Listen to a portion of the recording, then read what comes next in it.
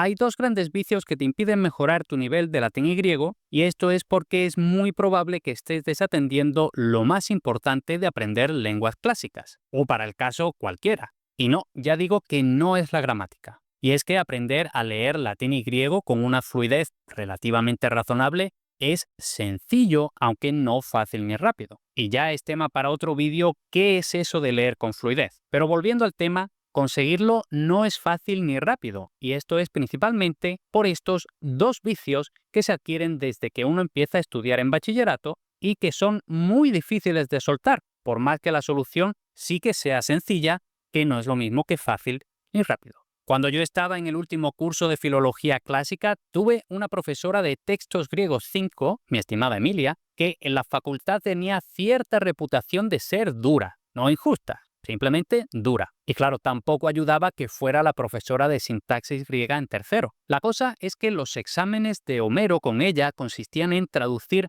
30 versos en una hora.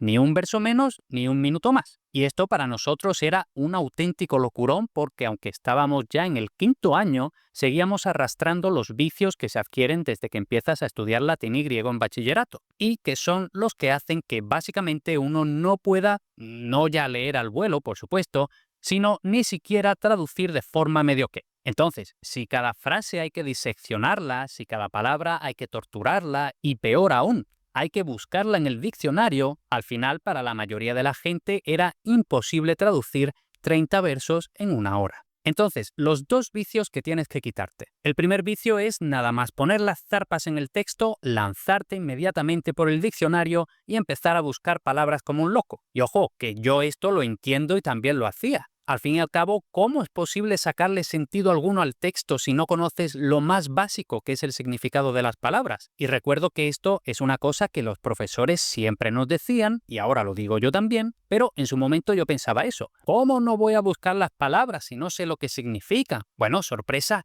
Quizá deberías aprender vocabulario, que obviamente nadie conoce todo el vocabulario, y es esencialmente imposible no usar el diccionario en un texto de la longitud de un examen de quinto de carrera. El problema es que si tienes una hora para hacer el examen y la mitad te la pasas dándole vueltas al diccionario, te quedas sin tiempo para lo que importa realmente, sacarle sentido al texto y traducirlo por escrito en un español no ya poético ni nada de eso, sino simplemente correcto, coherente y que tenga sentido. Y ojo, aprender vocabulario no es hacerse listas de palabras, ni tarjetitas, ni aplicaciones de flashcards, que sí, que esto puede ayudar y usarse de apoyo, pero no es ni de lejos la forma principal de aprender vocabulario. Luego digo el truco secreto que los filólogos no quieren que sepáis. La cuestión es que aquí la gente suele estar muy equivocada y sinceramente creo que es en buena parte porque en bachillerato son los propios profesores, por culpa del sistema y cómo está planteada la asignatura y los exámenes y tal, los que nos guían por esa senda del pecado, que la gramática es importante, sí, pero hasta cierto punto. Y al final tampoco es tanta.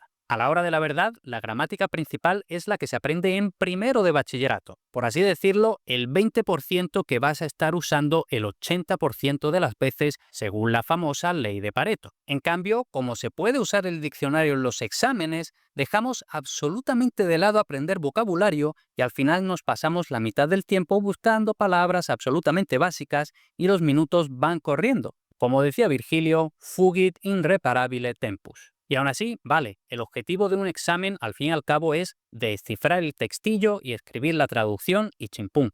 Pero si ya aspiramos a leer con cierta fluidez, no queda otra que dejar de interrumpir la lectura cada dos palabras, teniendo que buscar palabras o comparando con la traducción de Gredos o Alianza, etc. Y ojo, todo esto que estoy diciendo lo digo porque yo lo hice. En cualquier caso, el resumen y conclusión relativo a este primer vicio: deja de obsesionarte tanto con la gramática y aprende más vocabulario. Ahora, el segundo vicio se sigue un poco de lo que acabo de decir.